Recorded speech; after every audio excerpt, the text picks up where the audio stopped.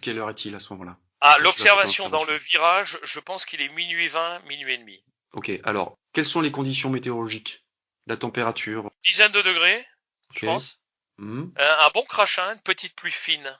Moi, j'appelle d'accord. ça un crachin breton qui est fait mon armée à Brest. Petit crachin breton, mais qui mouille bien quand même. De la brume, Pas vraiment, ok. non. La Mais visibilité, comment alors? oh, elle est bonne, très Ok. bonne. Parce que je pense qu'il y en a qui vont se poser la question, est-ce que c'est la pleine lune ce soir-là? Non, j'ai eu la curiosité forcément après de regarder ça. Et le 8 janvier, on est sur ils appellent ça le troisième quartier de lune. Mhm. Bon, La chose, pleine lune était 6 jours avant. 6 ou D'accord. 7 jours avant, semaine Ok. avant, chose comme Alors ça. maintenant, tu nous racontes vraiment ce qui s'est passé. Donc vers minuit 20, minuit et demi, j'ai peut-être 400 mètres à faire avant ce virage. Il y a un virage en S, un S assez léger. J'arrive dans ce virage léger à droite. Il y a dans mes phares, je ne roule pas vite, je pense que je suis à 50 km/h. Déjà, on peut pas rouler plus vite que ça à cet endroit-là. Et puis, j'ai pas envie de rouler vite en quittant le travail comme ça. Voilà, c'est la nuit, je roule tranquille.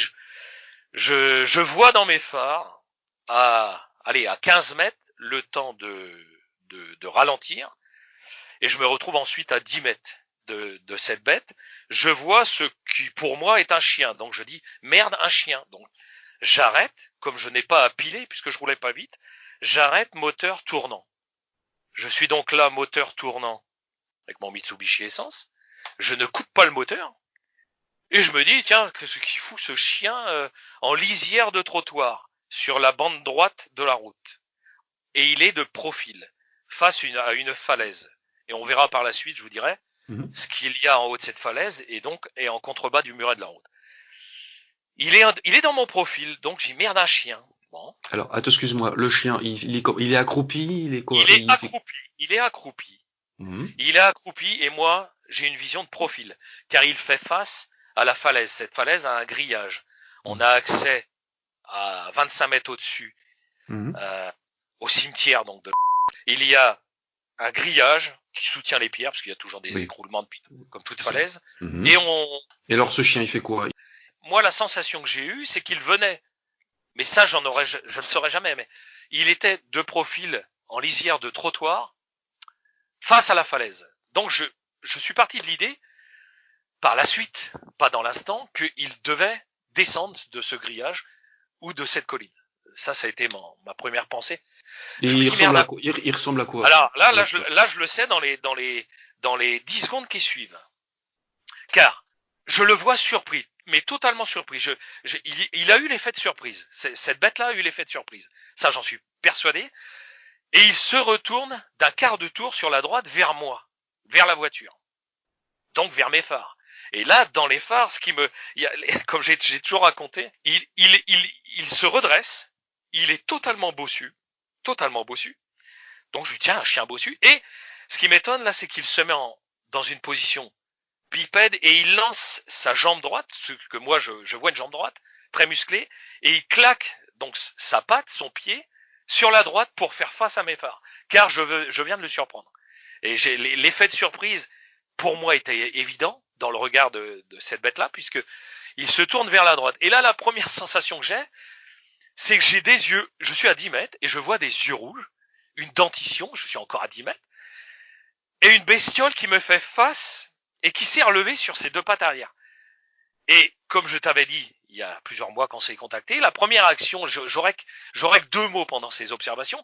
Là, je me dis, je me souviens à haute voix, je dis, putain, qu'est-ce que c'est que ça? Voilà. C'est la réaction que j'ai. Ça dure une dizaine de secondes. Bon, moi je n'ai pas le temps d'avoir peur. Je n'aurai jamais le temps d'avoir peur dans cette observation, car j'étais éberlué par ce que je voyais. Je n'étais pas tétanisé, car je l'ai jamais lâché du regard. Mais j'étais quand même effaré de ce que je voyais. Et là, il est après 10 secondes dans mes phares, il a une réaction tout à fait intelligente, car mes phares l'éblouissent. Et là, il veut savoir qui l'éblouit. En tous les cas, je relate ce que je ressens.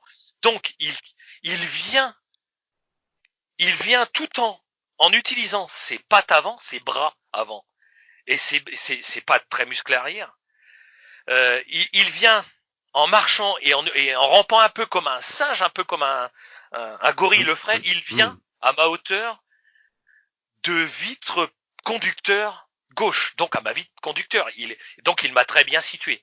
Il a situé quelqu'un dans cet objet, dans cette voiture, et on se retrouve. Je me retrouve, mais ça va très vite. Et il se retrouve à ma vitre passager, il est à 1,50 m. Et là, franchement, je n'ai pas le temps d'avoir peur, mais je suis glacé, car on ne voit jamais de bestiole comme ça. Je vois un être, une créature, qui n'est donc pas un chien, comme je le croyais, mais qui est un bipède, pas humanoïde du tout, hein, un bipède qui ressemble en tout point à un loup, car il a tout à fait une tête de loup, absolument une tête de loup, avec deux oreilles droites qui ne sont pas couchées vers l'arrière, mais deux oreilles droites au-dessus de la tête. Pointu, absolument. Okay. Pointu en triangle. Et alors là, je dois le décrire, donc je vais passer un peu de temps. Alors, on se retrouve les yeux dans les yeux, car moi je le lâche pas du regard. Bien sûr, je baisse pas la vitre. Je pense pas à tout ça, on est là, les yeux dans les yeux. Ça durera quand même une quinzaine de secondes, ça, hein, 15 à 20 secondes. Et je le vois gesticuler doucement. Il a les bras ballants, les bras qui tombent. Et je vois donc des bras assez longs, avec des doigts très fins et longs, et des griffes. Il aura des griffes très pointues, ça m'a marqué, des griffes très pointues. Il aura un poil totalement noir. Les virages sont bien éclairés par l'éclairage public. Et moi, en aucun cas, je ne verrai un poil beige, un poil blanc. Il aura le poil très noir, un poil très sale, pana, souillé. Et ce qui me frappera beaucoup, c'est également des épaules pas très larges, et pas très grand. Moi, je vois une voiture, ça doit faire 1,55 m, 52 une voiture, le toit d'une voiture. Il arrivait à hauteur de ce toit, donc c'est une bête qui ne faisait pas plus à mes yeux que 1,60 m, 1,70 m. Quand il est sur ses deux pattes arrière comme ça, mais il est surtout très bossu, très très bossu. Et il a donc comme un bossu les bras ballants griffés. Ce qui me frappe, c'est ses poils, et puisque je vois ses poils, puisqu'il a tendance en me regardant à se mettre de temps en temps sur le côté, il a des poils sur la tête. Ça m'a frappé, très épais, que je décrirais comme je t'avais dit il y a plus d'1 an.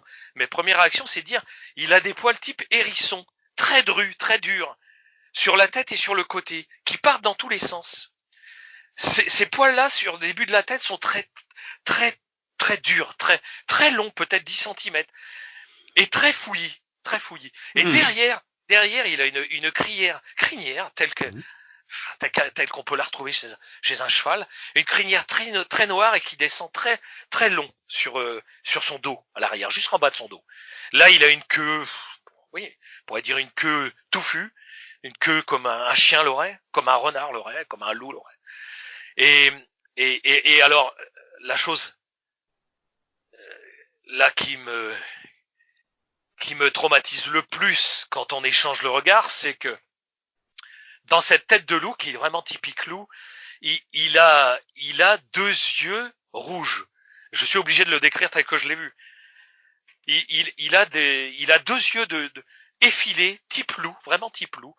Et ses yeux sont d'un rouge ardent, sans pupille. Ce qui me frappera dans l'instant, je me souviens, c'est qu'il n'y a pas de pupille. Ils sont rouges ardents.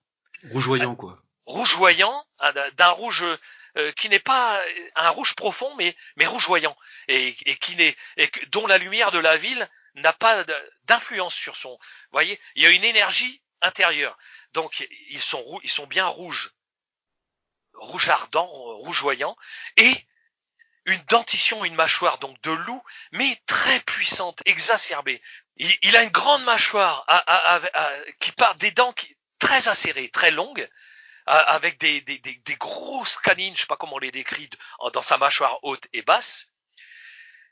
Et ce qui me frappera, c'est que sa mâchoire, ça m'a frappé, c'est ses poils longs et drus, ses yeux rouges, ardents, et surtout, sa mâchoire était rouge sang. Et je me suis toujours dit par la suite, est-ce que cette bestiole, est-ce qu'elle venait de bouffer quelque chose? Moi, en essayant de rester concret, par la suite, j'ai pensé à ça. Je me suis dit, mais pourquoi ses dents étaient rouges sang comme ça? Donc, j'ai la vision, moi, d'une bestiole, à ce moment-là, euh, qui a une tête démoniaque en d'autres termes. En tous les cas, je précise que je suis né à la campagne, dans l'Oise, et de l'âge de 5 ans à 15 ans, j'allais toujours à la chasse comme un gamin avec mon cousin Jean-Jacques, et j'avais l'habitude de voir des chamois, de voir des lièvres, de voir des sangliers, de voir des renards. Et j'ai jamais vu une bestiole comme ça, un mammifère comme ça, se tenir déjà sur ses pattes arrière en étant bossu, en ayant des yeux rouges et en ayant une crinière et des poils épais et longs, comme un hérisson. Ça, j'avoue, j'ai jamais vu ça de ma vie, et jamais vu ça avec les chasseurs. Mais elle avait du mal à se tenir debout. Elle se balançait un peu, j'imagine. Non Elle dandinait, mais attention, elle était très à l'aise sur ses deux pattes. Alors, elle avait une taille extrêmement fine, extrêmement fine, oui, oui, ça c'est maigreur. important. Ça c'est important parce que justement au niveau de la morphologie de la bête, je voulais savoir, est-ce qu'elle avait des grosses cuisses musclées? Oui. Alors, ce qui me frappait, c'est la dissociation entre une taille très fine ouais. et des cuisses démesurées, oui, des cuisses très puissantes, mais qui donnaient à partir de ce qu'on pourrait appeler un genou, si tant est que ça s'appelle un genou, après à des pattes très fines. Des pattes en forme de S, des femmes avec des jarrets, quoi. Des pattes inversées, quoi. Ouais, c'est ça. Ce que j'ai découvert moi par la suite, car je connaissais pas ces images-là. Ouais. Mais j'ai retrouvé ce que j'avais vu dans des images internet, à savoir en effet ces pattes inversées, mais surtout des cuisses très solides, très solides. Ça ressemble beaucoup au Dogman, c'est-à-dire à la description qui en est fait souvent. C'est ça, c'est un corps avec des membres inférieurs très musclés, une taille très fine, et une gueule qui déborde dedans. Avec une mâchoire assez longue d'ailleurs, assez longue, avec une férocité de dentition en effet. Ouais. Une mâchoire presque exagérée en fait. Ah oui, presque exagérée. Hein. Ouais, avec trop de dents. Je dirais même presque bande dessinée sa mâchoire. Ouais. C'est hallucinant. Le loup texavri un peu avec trop de dents. Absolument, absolument. Tout à fait anormal. Et toujours est-il que cette bête, on est les yeux dans les yeux, ça dure une vingtaine de secondes. Elle est venue dans une démarche réfléchie. Alors à ma vitre, ce que je veux préciser également, c'est que quand on échange du regard, elle m'observe et elle a un rictus. Ça m'a frappé. Elle n'a aucune férocité. Elle me regarde d'un air narquois, d'un air moqueur. À aucun moment elle n'a tapé à la vitre, à aucun moment elle n'a eu d'agressivité envers moi. Par contre, elle avait un regard dominateur, un regard narquois, un regard moqueur. Moi, je peux le décrire avec mes mots comme ça. Elle me regardait d'une façon narquoise en disant « Regarde-moi bien », c'est ce que j'ai ressenti dans l'instant. « Regarde-moi bien, tu me vois là, puisque tu m'as surpris, alors regarde-moi bien. » Avec un air de supériorité. Ah, complètement, et quand elle est venue à ma vitre, c'est pour venir à moi et me dire, maintenant que tu m'as vu, tu m'as surpris, observe-moi bien. J'ai totalement ressenti ça. Ça, c'est vraiment terrifiant, ouais. Et c'est terrifiant parce que tu te retrouves avec un visage, démoniaque, inconnu, anormal, qui fait peur, mais je n'ai pas eu le temps d'avoir peur. Moi, j'ai eu peur après coup. Quand j'ai lu tout ça, je me suis dit, mais qu'est-ce que c'est que ça? Mais, t'étais tétanisé, quoi. Tétanisé, tu te dis, t'arrives, quoi. Tu réalises pas, ouais. Ça dure donc entre 15 et 20 secondes. C'est le deuxième temps d'observation. Et en fait, il y a aussi l'intelligence, effectivement, comme tu l'as dit tout à l'heure. Elle sait où tu es, en plus. Elle vient côté conducteur, en plus. Elle vient côté conducteur, mais sans hésiter. Elle se trompe pas de côté, hein. D'un mouvement très rapide. Non, elle se met à 1m50. Elle vient se présenter à moi. Ça, j'en ai la conviction. Okay. Ensuite, elle me défie du regard, par un échange démentiel. Et là, après ces 15-20 secondes, elle a un mouvement de tête sur la gauche, et de sa jambe gauche très puissante, puisqu'elle a des cuisses très puissantes, elle fait un petit saut sur la route, donc un bond sur la route, et on va dire qu'il n'y a pas très loin du muret au-dessus de la rivière, car le muret donne sur une rivière. Elle tape une première fois sur la route pour se donner un élan, elle fait un bond, et elle se retrouve, on va dire, à 2,50 m en faisant un bond, ce qui n'est pas démesuré, même un homme éventuellement pourrait le faire. Elle tape de son pied gauche, elle fait un bond, elle se retrouve sur le muret. Là, sur le muret, elle est toujours en position bipède, comme tout le long de mon observation, elle est en position bipède. Alors attends, elle fait un bond de quelle distance? Elle fait 3 mètres. Elle fait 3 mètres, entre 2 mètres 50 et 3 mètres. Je pense que j'avais mesuré de ma voie. Elle fait un bond légèrement en biais de ma vitre passager, puisqu'elle a 1 mètre 50. Elle doit passer la ligne médiane de la route. Donc tu rajoutes 2 mètres 50 à 50